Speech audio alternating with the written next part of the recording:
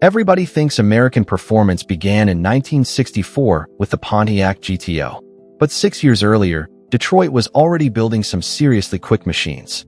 In 1958, enormous V8s, multiple carburetors, mechanical fuel injection, and rising horsepower were turning ordinary-looking cars into unexpected rockets. These weren't muscle cars yet. That name hadn't arrived. They were massive, chrome-covered American cruisers that could surprise sports cars when the light turned green.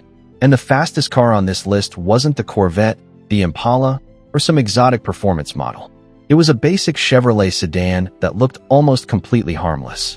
And its performance might surprise you. Starting our countdown at number 10 is the 1958 Chevrolet Impala, which appeared for the first time that year as the top trim level of the Bel Air lineup. With its long, low body, heavy chrome, and distinctive triple taillights, it looked like a glamorous late 1950s cruiser. But underneath that styling was something more serious. Our example uses Chevrolet's new 348 cubic inch turbothrust V8 with 3 two-barrel carburetors, producing 280 horsepower.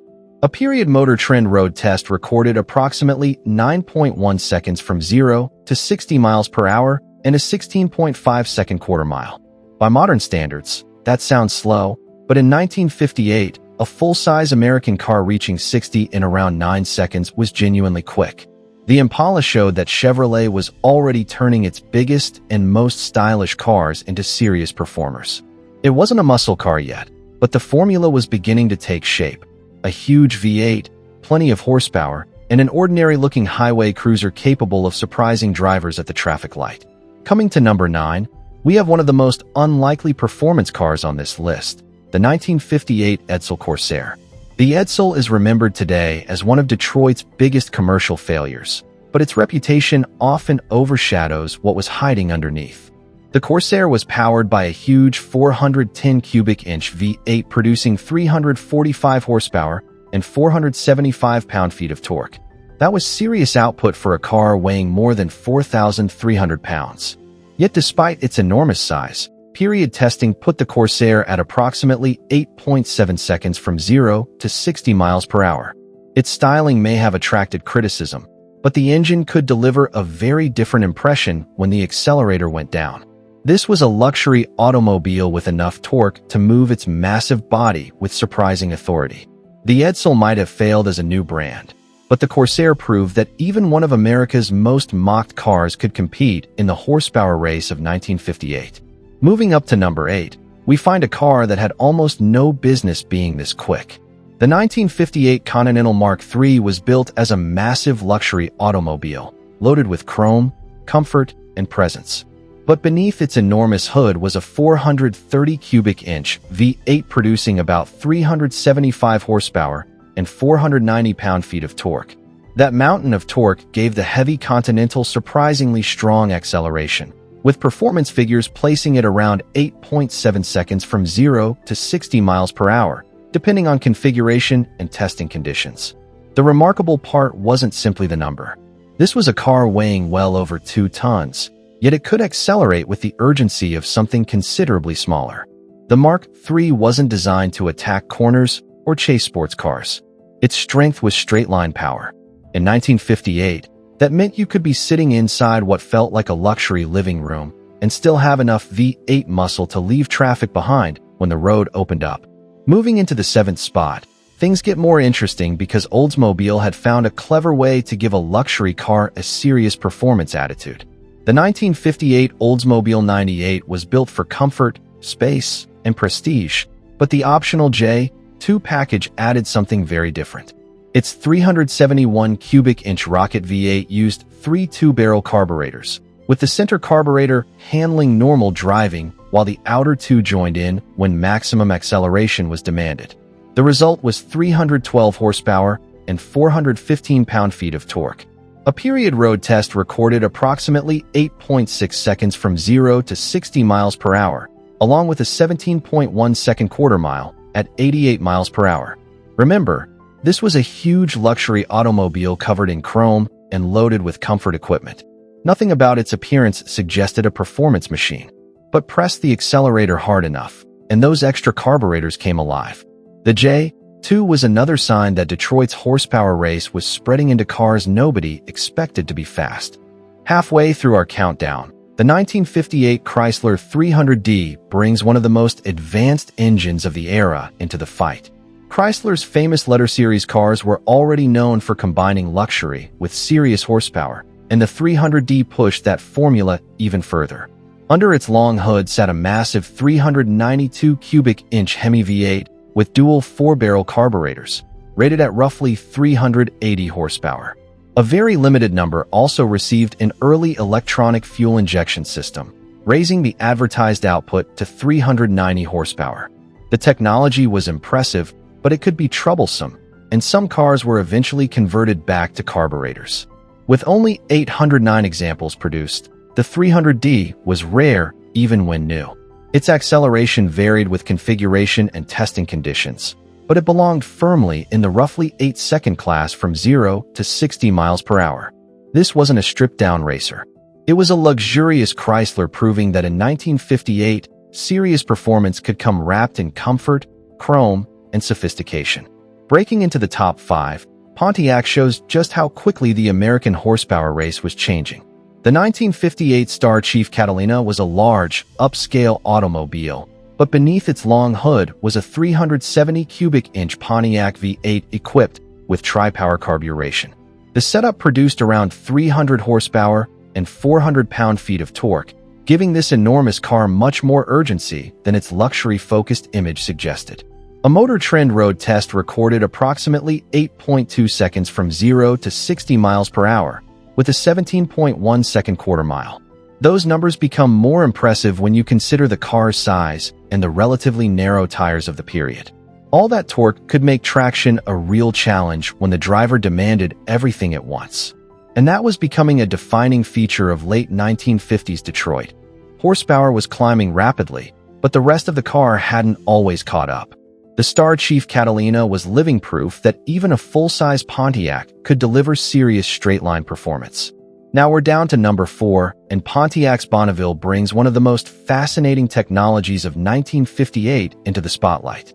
The Bonneville had started as a limited production performance model in 1957, but for 1958 it became its own upscale line. Under the hood, buyers could choose Pontiac's mechanical fuel injection system, paired with a V8 producing about 310 horsepower and 400 pound-feet of torque. A later car and driver test of a fuel-injected 1958 Bonneville recorded approximately 8.0 seconds from 0 to 60 miles per hour, with a 16.1 second quarter mile at 87 miles per hour. What's remarkable is that this was a car weighing around 4,480 pounds. Fuel injection offered impressive throttle response, but it was expensive and complicated compared with conventional carburetors. That limited its appeal and helped make fuel-injected Bonnevilles relatively rare. Still, the Bonneville demonstrated something important. By 1958, American manufacturers weren't just adding bigger engines. They were experimenting with advanced technology to make those engines perform even harder. Entering the final 3, the 1958 Plymouth Fury starts looking less like a family cruiser and more like a genuine performance machine. Plymouth's big weapon was the 350 cubic inch Golden Commando V8, fitted with dual 4-barrel carburetors and rated at 305 horsepower. A period Motor Trend test recorded approximately 7.7 seconds from 0 to 60 miles per hour, while the quarter mile came in around 15.9 seconds. That distinction matters. The 15.9 second figure is the quarter mile time, not the 0 to 60 run. What made the Fury especially interesting was where it came from. Plymouth was positioned as a more affordable Chrysler Corporation brand, yet it was offering a relatively mainstream car with serious V8 power. The result was a surprisingly capable sleeper, combining flashy late 1950s styling with enough performance to catch people off guard. By this point, Detroit's horsepower race was no longer limited to expensive luxury cars. Even a Plymouth could deliver the kind of acceleration that hinted at the muscle car revolution just ahead. Just 2 cars remain, and the 1958 Chevrolet Corvette is where the performance story becomes impossible to ignore.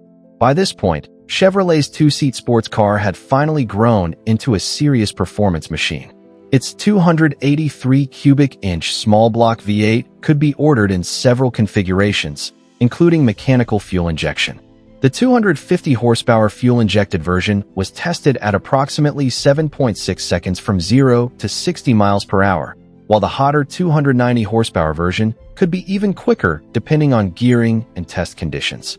Compared with the enormous sedans earlier in this countdown, the Corvette had a major advantage. It was built specifically for performance. Yet it still wore all the styling cues of 1958, including quad headlights and plenty of chrome. What makes its second-place position so interesting is that Chevrolet's fastest car wasn't necessarily its sports car. One more machine was waiting, a much less glamorous Chevrolet that could deliver an even bigger surprise. And finally, taking the number one spot is the car that makes this entire countdown so surprising, the 1958 Chevrolet Delray. Unlike the glamorous Impala or the purpose-built Corvette, the Delray was Chevrolet's low-priced, basic full-size model. It looked almost completely ordinary, but Chevrolet allowed buyers to put its 348 cubic inch big block V8 into this stripped-down body. In its hottest 315 horsepower configuration, the engine used 3 carburetors and solid lifters, and it could be paired with a 4-speed manual transmission.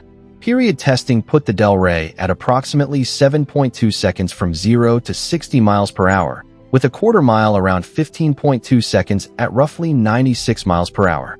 That's what made it such a fascinating sleeper. You didn't need a sports car body or luxury badge to go seriously fast. Chevrolet had created something much more dangerous, a plain-looking sedan with enough power to surprise almost anything beside it. In 1958, the muscle car formula was already hiding in plain sight. And that brings us to the end of the countdown. The muscle car era may have become famous in the 1960s, but its ingredients were already appearing in 1958. Detroit was putting huge V8s, tri-power carburetors, mechanical fuel injection, and serious horsepower into everything from luxury cruisers to basic family sedans. The Corvette was becoming a true performance car, while machines like the Plymouth Fury and Chevrolet Delray proved that speed didn't always come with an obvious badge. These weren't muscle cars yet, but they were laying the foundation for what was coming next. The GTO didn't create the American horsepower revolution from nothing. It gave a growing movement a name. And in 1958, that revolution was already underway.